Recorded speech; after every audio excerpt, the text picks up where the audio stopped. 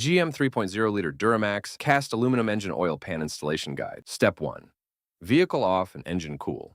Unbolt and remove the factory skid plate. Step 2. Remove the bolts securing the sway bar mounts to the frame, then swing the sway bar down and out of the way.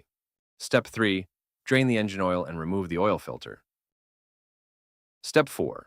Unbolt and remove the front crossmember.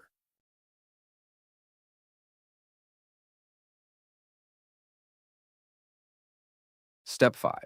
On four-wheel drive trucks, disconnect the driver's side front axle and remove the bolts securing the upper front differential housing mounts. Step 6. Remove the bolts securing the factory oil pan. Carefully pry the oil pan away from the engine and remove it. Step 7. Clean any remaining sealant off the mating surface of the upper oil pan. Step 8. Apply a constant bead of engine-rated silicone sealant into the machine channel of the flange and around the bolt holes. Step 9. Pre-assemble 2 of the screws and washers. Then, position the PPE oil pan in place using the locating holes on the flange.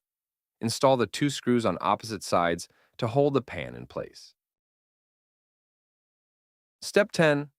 Install all remaining screws and washers hand-tight. Once all screws are installed, torque them to 8 to 10 foot-pounds in the factory recommended crossing pattern. Step 11.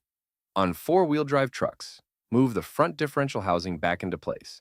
Secure it with the 2 upper mounting bolts, then reconnect the front drive shaft and driver's side axle. Then, reinstall the front crossmember using the factory bolts.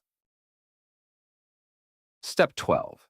Move the front sway bar back into place and secure the mounts with the factory bolts. Then, reinstall the factory skid plate.